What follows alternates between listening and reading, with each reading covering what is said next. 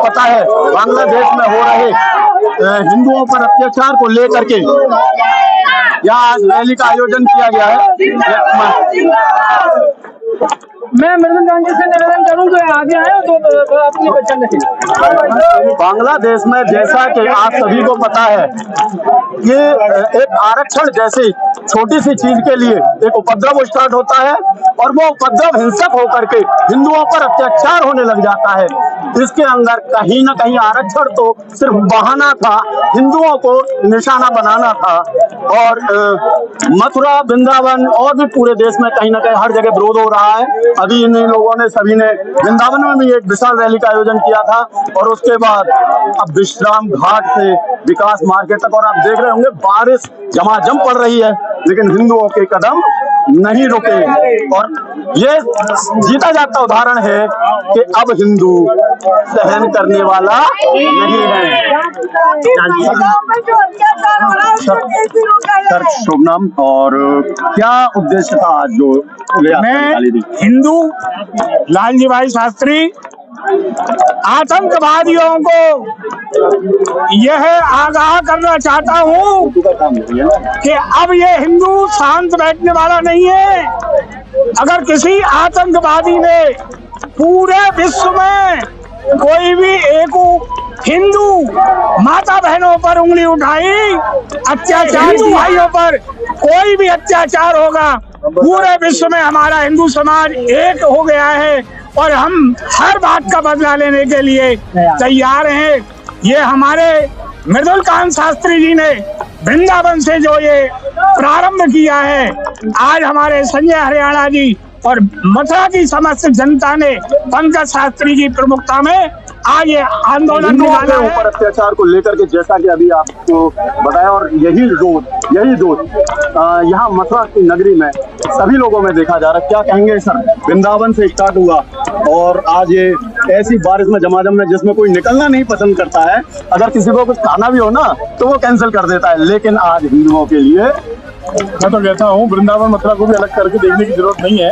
वृंदावन और मथुरा इसका मतलब है कि पूरे ब्रज में एक साथ ये संदेश गया और ब्रज की धरा ने अगर आप देखें तो एक अच्छा संदेश दिया। जिस दिन ब्रज से संदेश गया वृंदावन में ये रैली निकली, आप देखिए कि अगले दिन ही वहाँ का जो मनोनीत गृह मंत्री है वो क्षमा मांग लेता है। आज जब मथुरा में रैली होने वाली है तब उसे एक दिन पहले पूर्व संध्या पर वहाँ के जो अंतरिम प्रधानमंत्री हैं वो ढाकेश्वरी मंदिर में जाकर माथा टेक लेते हैं और हिंदुओं से क्षमा मांगते हैं और कहते हैं कि हिंदुओं की रक्षा की जाएगी हर हालत में। ये ब्रजवासी है, ब्रजवासी जब खड़ा होगा तो ऐसा होगा।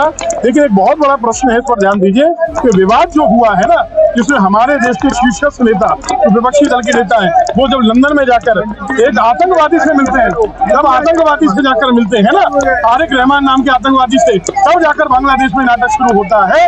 और भारत में जिस तरह आप देखो पारसी ये है, दलित ये है, हरिजन ये है, कुर्मी ये है, कोयरी अलग है, इनको यहाँ जातिगत जनगणना दिखाई देती है, इनको बांग्लादेश में जाति नहीं दिखाई देती है। महाराज जी मैं एक चीज कहूँगा, जब हिंदू पर आक्रमण होता है, जब हिंदू मारा जाता है, क्या जाति पूछ के मारा जाता है? यही तो पूछना चाहिए इन लोगों से कि वहाँ जो मारे जा रहे हैं वो दलित नहीं है, हरिजन नहीं है, कुर्मी कोयरी नहीं है, ब्राह्मण ठाकुर वैश्य क्षत्रिय का वहाँ अंतर आ रहा है क्या? यहाँ पर ये जातिगत जनगणना चिल्लाने वाले अखिलेश यादव की जुबान नहीं खुलती है, राहुल गांधी की जुबान नहीं खुलती है। और आज ये जो हिंदू जो आए, जो वृंदावन में थे, मथुरा में थे, अगर यही कांड गलती से दूसरे संप्रदाय पर हो गया होता, वहाँ सारे के सारे फ्रांस में कार्टून बनता है तो पूरे विश्व में फतवे जारी हो जाते हैं। आप देखिए ना उदयपुर में किस तरह कन्हैया लाल का गला रेता जाता है और एक एंकर अगर कोई टीवी शो में कुछ कह देती है तो उसके खिलाफ क्या क्या होता है, पूरे देश में विरोध प्रदर्शन होते हैं। मैं कहता हूँ कोई बात नहीं, हिंदू जाग रहा है, पॉजिटिव सोचिए, ये मत कहिए कि कितने लोग आए। मैं कहता हूँ इतनी बारिश में इतनी बड़ी संख्या हुई और इसके लिए ये बड़ा योगदान इन दोनों का है, दोनों का। संजय द्वय जो है इन्होंने अलग जगाई, उसके बाद बहुत लोग जुड़े, मनीष बाबा जुड़े, पंकज बाबा जुड़े, बहुत लोग जुड़े, लालजी भाई जुड़े।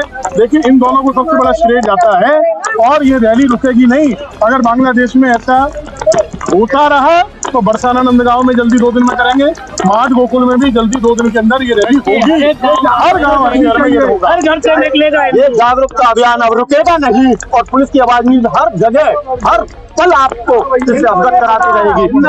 क्या कहेंगे महाराज इस बात को लेकर जो आज रैली निश्चित निकाली है? तौर पर ये जो रैली निकली है, सबसे पहले तो मैं मातृशक्ति को नमन करता हूँ कि आप देख रहे हैं इन मातृशक्ति ने दिखा दिया उन राजनेताओं को कि मातृशक्ति क्या होती है। इनके चरणों में वंदन। पहली बात, निश्चित तौर पर जो बांग्लादेश में हुआ, हमारे भाइयों के साथ में जिस प्रकार से कत्लेआम हुआ, बहन बेटियों की इज्जत सरेआम नीलाम हुई, उसके लिए जिम्मेदार वहाँ के जो मुस्लिम भाई हैं, हम उनको भाई भी अब नहीं कहेंगे, क्योंकि आरक्षण मांगा था मुस्लिमों के लिए, हिंदू कहाँ से आया बीच में। उन्होंने इसकी आड़ में जिस प्रकार से हिंदुओं का वध किया है, माताओं बहनों का बच्चों को फांसी पे लटकाया है, निश्चित रूप से मैं चैनल के माध्यम से इसकी निंदा करता हूँ। और अगर भारत के प्रधानमंत्री को इसमें तुरंत अपना हस्तक्षेप करके इस विषय को यूएनएन में भी उठाना चाहिए, जिससे वहाँ जो कत्लेआम हो रहे हैं रुके। वहाँ की जो अंतरिम सरकार नियुक्त हुई है, उन्होंने भी कल माफी मांगी है। निश्चित तौर पर संदेश तो गया है, लेकिन अभी वो संदेश नहीं गया। भारत से भी संदेश जाना चाहिए। विपक्ष के नेताओं ने जिस प्रकार से अपनी मानसिकता दिखलाई है, वे उनके साथ खड़े हुए, निश्चित तौर पर हम उनकी भी निंदा करते हैं। विपक्ष के नेताओं के इस समय पे देश के नेताओं के साथ कंधे से कंधे मिलाकर हिंदू के साथ में खड़ा होना चाहिए था, वो मुस्लिमों के साथ में खड़े हुए हैं। निश्चित तौर से आपके चैनल के माध्यम से मैं प्रधानमंत्री नरेंद्र मोदी की अपील करूंगा कि वह वहाँ हिंदुओं के समर्थन में खड़े हो और जो उचित कदम वो उठा सकते हैं वो उनके लिए उठाए। क्या कहेंगे आप, क्या कह रहे हैं? मैं बॉम्बे से रमेश चतुर्वेदी इधर आके रह रहा हूँ। आज मुझे बड़ा गर्व है, बड़ा फक्र है कि हिंदू जब जाग रहा है। मेरी सभी हिंदू बहन भाइयों से जात पात कुछ नहीं, हम सारे भारतीय और हिंदू हैं। इस भावना से इस आंदोलन को सहयोग करिए और इसमें चलाइए। देखिए, नहीं तो हमारे बच्चे, आने वाली पीढ़ी सेफ नहीं रहेगी। हिंदुओं पर हो रहे अत्याचार के विरोध में यहाँ मातृशक्ति भी आप सबके सामने है, और मातृशक्ति भी इस भरी बारिश में जो अपने घर के, अगर बारिश हो रही हो और कोई काम आ जाए तो घर से ना निकलें। क्या कहेंगे आज ऐसी बारिश में? हम केवल महिलाओं की वजह से निकले, जो बांग्लादेश में महिलाओं पे जो अत्याचार हो रहा है। कहाँ गया राहुल गांधी, कहाँ गई प्रियंका, कहाँ गई आप क्या कहेंगे आज के भरी बारिश में और हिंदुओं के लिए जो रैली निकाली है आप लोगों ने, क्या संदेश देना चाहती हैं? देखिएगा, हमारा जो संदेश है ये यही नहीं है कि हम जो है सिर्फ बांग्लादेश की ही बात कर रहे हैं।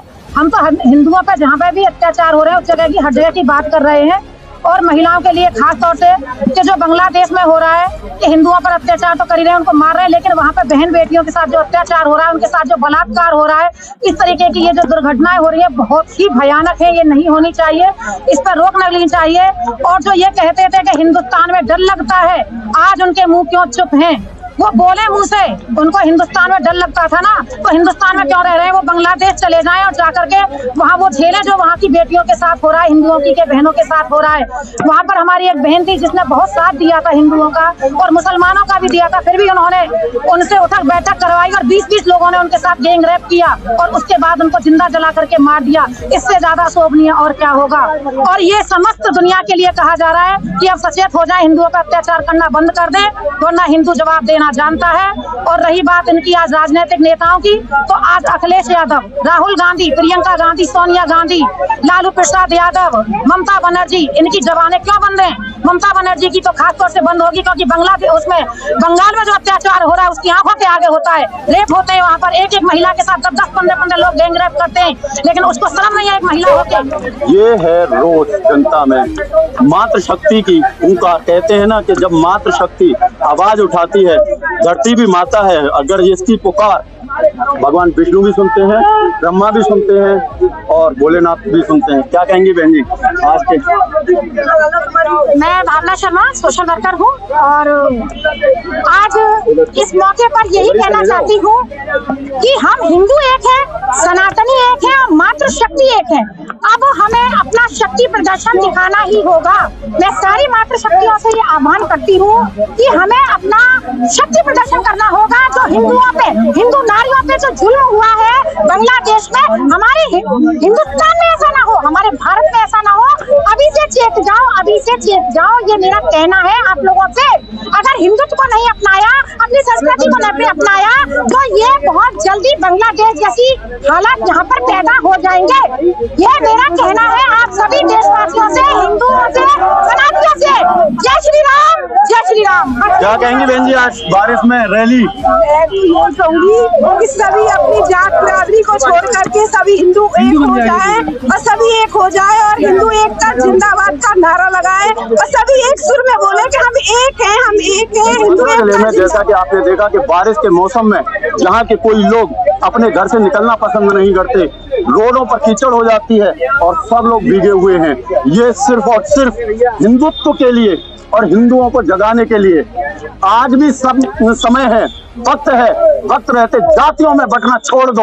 और जो लोग, मुझे ये चीज नहीं बोलनी चाहिए क्योंकि सब लोग कह देते हैं कि मीडिया, मोदी मीडिया, आजकल एक ट्रेंड चल गया है मोदी मीडिया शब्द बोलना। मोदी मीडिया कह देते हैं शब्द अगर सही कह दो तो, और मैं कहे बगैर मानूंगा नहीं क्योंकि मैं भी कहीं ना कहीं हिंदू हूँ और मुझे हिंदू होने पर गर्व है, क्योंकि इस धरती पर जन्म लिया है, सनातन में अगर मैंने जन्म लिया है तो सनातन की आवाज उठाना मेरा भी फर्ज बनता है। जब कट्टरपंथी अपनी आवाज उठा सकते हैं तो मैं भी अपने सनातन की, अपने हिंदुओं की आवाज उठा सकता हूँ।